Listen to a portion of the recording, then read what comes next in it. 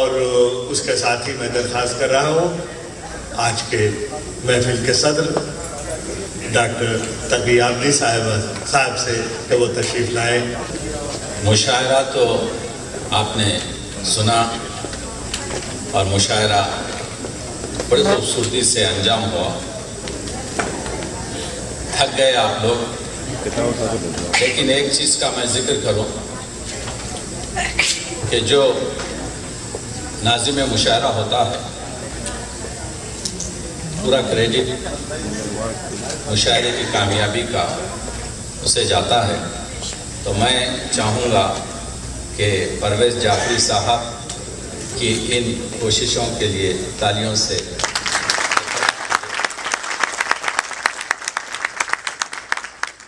مجھے تو آپ لوگ سنتے رہتے ہیں، 5 یا 6 منٹ سے زیادہ آپ کو زحمت نہیں دوں گا۔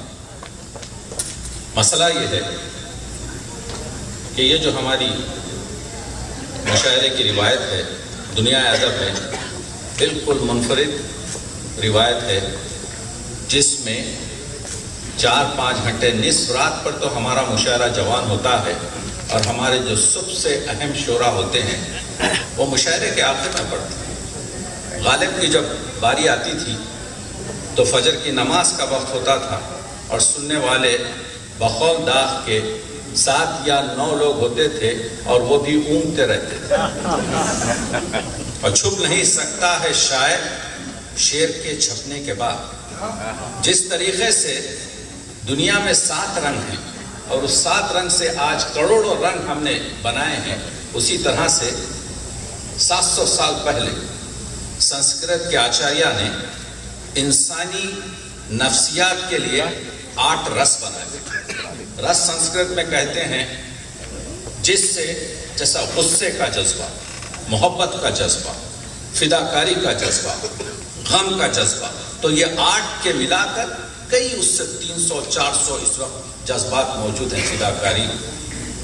تو اگر آپ انالیسس کریں، دیکھیے میں صحت کا طبیب ہوں اور ادب کا مریض ہوں۔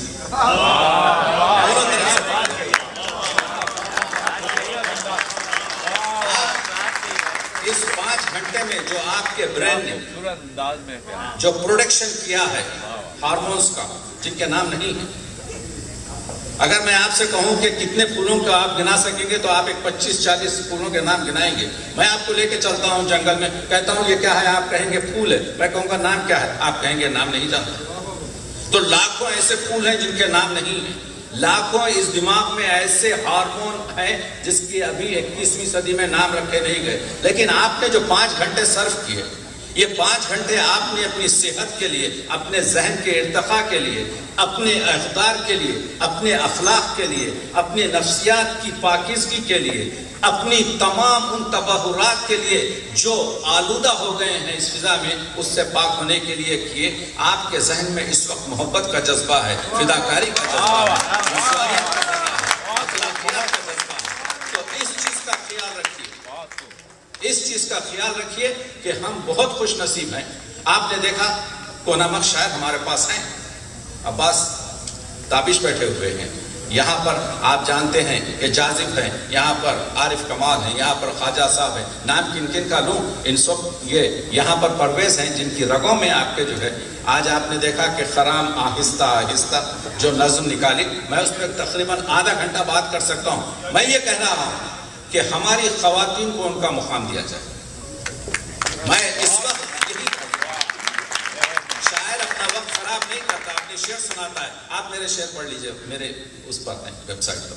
میں یہ کہہ رہا ہوں کہ وہ نصرت ہو یا عمبرین ہو یا ریحانہ ہو یا عابدی صاحبہ ہو یا ہنا ہو یا نقوی ہو، ان لوگوں کی پوری ہمت افزائی کیجئے، اس وجہ سے کہ وہ جو جذبہ جس کو سنگار رس کہتے ہیں، سنگار رس سنسکرت کا 800 سال پرانا لفظ ہے جس کی توضیح نہیں ہو سکی، وہ تمام جذبات جو عورت اور عورت کے معاملات سے، مرد خود ہارمون کے لحاظ سے 49% عورت ہے۔ جدید تشخیص، ڈاکٹر صاحب بیٹھے ہوئے ہیں، I am a research student, professor of medicine. میں یہ بتانا کوشش کر رہا ہوں کہ ہم کو چاہیے کہ ان کو پڑھیں۔ یہاں پر 2-3 غزلیں سن کر مت جائیں، بلکہ ان کی کتابوں کو پڑھیے. جب تھوڑا سا وقت ملے تو اپنے ہیروز کو، اپنے تخلیق کاروں کو، وہ عارف امام ہوں کہ عباس تابش ہو، وہ عنبرین ہوں کہ تسنیم عابدی صاحب ہوں، ان کے کلام کو پڑھیے اور اس سے جو آپ کو فائدہ پہنچے گا تو آپ کو محسوس ہوگا کہ آپ کہاں پر ہیں. آج میں انگلش میڈیم کا پروڈیوس ہوں، لیکن میں یہ عرض کر رہا ہوں کہ آج اردو میرا ذوق ہے، میرا شوق ہے، میری آن ہے، میری جان ہے، میری پہچان ہے، میری شناخت ہے. تو اب میں یہی کہہ رہا تھا کہ یہاں پر یہ کامیاب مشاعرہ گزرا ہے. یہاں پر عنبرین صاحبہ تشریف رکھتی ہیں. میں سمجھتا ہوں کہ ہمارا یہاں کا آج کا ہیوسٹن کا مشاعرہ آپ کے کراچی کے مشاعرے سے کچھ کا درجہ کم نہیں تھا، کیونکہ میں تو جاتا رہتا ہوں. مجھے معلوم ہے کہ آپ کی جو یہ ادب نوازی ہے اور جو المنائی کی جو محبت ہے. ڈاکٹر صاحب بھی یہاں پر بیٹھے ہوئے ہیں، تمام اراکین بیٹھے ہوئے ہیں. تو ایک خطبہ صدارت اس وجہ سے ضروری ہوتا ہے کہ انالائز کی جائے. میں کسی شاعر کو چھوٹا یا بڑا نہیں کہتا.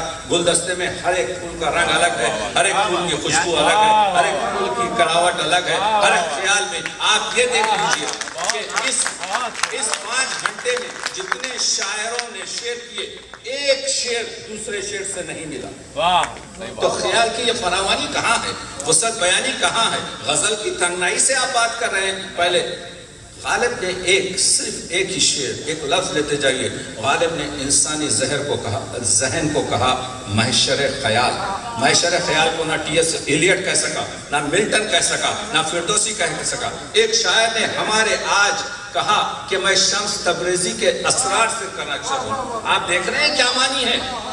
شمس تبریزی مولانا روم کے اشعار کا مجموعہ بھی ہے، اور شمس تبریزی مولانا روم کے اس استاد کا بھی ہے جس کے وہ عشق میں ملوث تھے. تو اس شعر کی اہمیت یہ ہے کہ پوری کتاب بھی کی جا سکتی ہے. تو یہ تو ہماری وسعت بیانی ہے. بس ہو گیا گفتگو. اب 4 شعر سن لیجئے، 3 منٹ میں ختم کرتا ہوں، اس وجہ سے کہ یہ تو تلخ تھی یا جس طرح کی گفتگو تھی.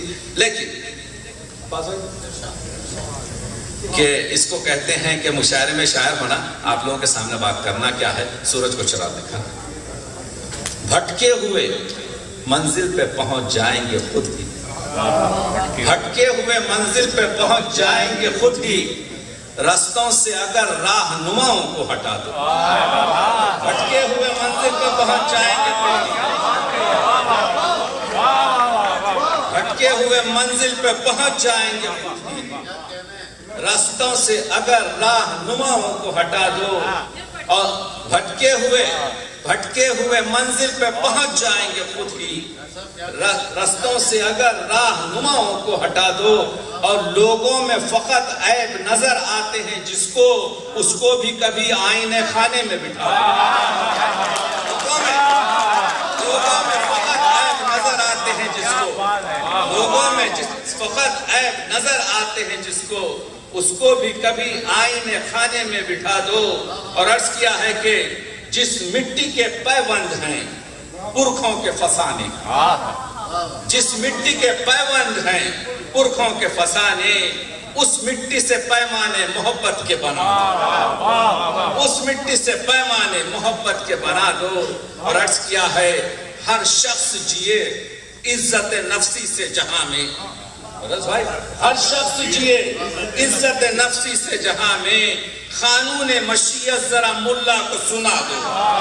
قانون مشیت ذرا ملا کو سنا دو. تفسیر اور تعویل کا سودا نہیں ہم کو تو فقط نغمہ قرآن سنا دو. تفسیر اور تعویل کا سودا نہیں ہم کو. اور خود روشنی پھیلے گی محبت کی زمین پر. خود روشنی پھیلے گی محبت کی زمین پر. اقبال اور رومی کے کچھ اشعار سنا. اقبال اور عرض کیا ہے کہ ایک نظم، میں تو نظم لکھتا ہوں کہ محفل حسین ہے اور بس کہ حسن کہتے ہیں کسے حسن کہاں رہتا ہے. حسن کہتے ہیں کسے حسن کہاں رہتا ہے. حسن کیوں عشق کے پہلو میں جواں رہتا ہے. حسن کا راستہ کیوں سب سے جدا ہوتا ہے. حسن کیوں حسن پرستوں کا خدا ہوتا ہے، حسن کیوں حسن پرستوں کا خدا ہوتا ہے، اور حسن احساس میں رہتا ہے جوانی میں نہیں، نشہ ہے خون میں انگور کے پانی میں نہیں، درد الفاظ میں ہوتا ہے کہانی میں نہیں، ہم ہی چلتے ہیں یہاں وقت روانی میں نہیں، حسن جب جھیل میں پلتا ہے کمل بنتا ہے، حسن جب شیر میں ڈھلتا ہے غزل بنتا ہے، حسن جب جھیل میں پلتا ہے کمل بنتا ہے، حسن جب شیر میں ڈھلتا ہے غزل بنتا ہے، اس نے مزدور زمیندار کا پھل بنتا ہے، اس نے ممتاز کبھی تاج محل بنتا ہے، اس نے مزدور زمیندار کا پھل بنتا ہے، اس نے مزدور کبھی چار محل بنتا ہے، حسن جب آنکھ میں بس جائے تو بینائی ہے، حسن جب لے میں سما جائے تو شہنائی ہے، حسن جب آنکھ میں بس جائے تو بینائی ہے، حسن جب لے میں سما جائے تو بہتائی ہے، حسن یوسف کی خریدار زلیخائی ہے، حسن بازار میں بک جائے تو ہر جائی ہے۔ اس نے یہ طویل نظم ہے جس کو میں یہیں پر آپ کے ختم کر ایک چیز جو آخری چیز ہے آپ کو پیش کر رہا ہوں، وہ ہے بچوں کی ہنسی، جس پہ میں ختم کروں گا اور آپ سب کا شکریہ ادا کروں گا کہ کیٹس کا جان کیٹس کہتا ہے let's spread the laughters of the kid, تو وہ موضوع کو میں نے لے کر پرانی چیز ہے پیش کر رہا ہوں، کیونکہ ہیوسٹن میں نے کیا کہ کتنی معصوم ہوا کرتی ہے بچوں کی ہنسی، کتنی معصوم ہوا کرتی ہے بچوں کی ہنسی، پھول کی طرح کھلا کرتی ہے بچوں کی ہنسی، تتلیوں جیسی اڑا کرتی ہے بچوں کی ہنسی، گرد کو باد صبا کرتی ہے بچوں کی ہنسی، دل کے دروازے کو وا کرتی ہے بچوں کی ہنسی، خود بخود دل میں جگہ کرتی ہے بچوں کی ہنسی، خود بخود دل میں جگہ کرتی ہے بچوں کی ہنسی، کھل کھلا کر جو ہوا کرتی ہے بچوں کی ہنسی، لگتا ہے جیسے دعا کرتی ہے بچوں کی ہنسی، کھل کھلا کر جو ہوا کرتی ہے بچوں کی ہنسی، لگتا ہے جیسے دعا کرتی ہے بچوں کی ہنسی، ہے پگھلتے ہوئے سونے کی ڈلی ننھے بچوں کی ہنسی، جس کو سنتے ہی ہر ایک شخص کو بچپن سا لگے،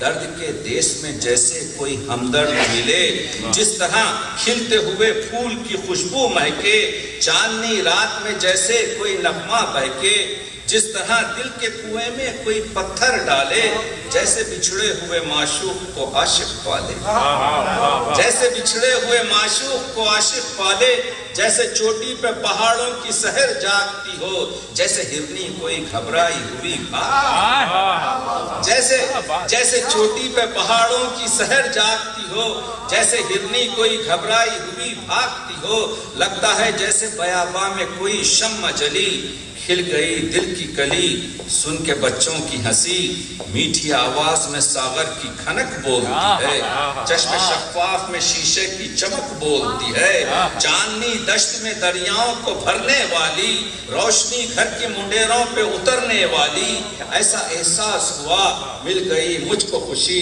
سن کے بچوں کی ہنسی، یہ تمنا ہے میری اے خدائے ازلی، لے لے یہ میری ہنسی، جو بناوٹ سے بھری، جو دکھاوے سے سجی، دے دے پھر مجھ کو وہی میرے بچپن کی ہنسی، جو حقیقت سے بھری، جو محبت سے سجی، دے دے پھر مجھ کو وہی میرے بچپن کی ہنسی، جو محبت سے بھری۔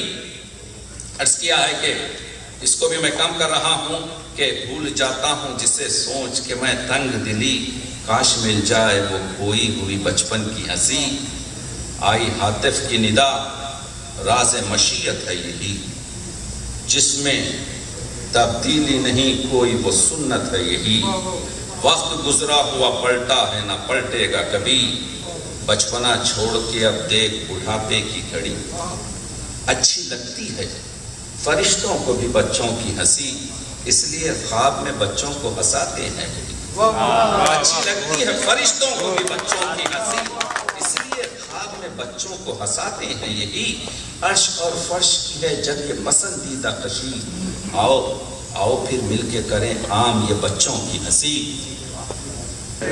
دعائیں رہی تو آئندہ بھی اس کو ہم اس طرح قائم رکھیں گے۔ بہت بہت شکریہ۔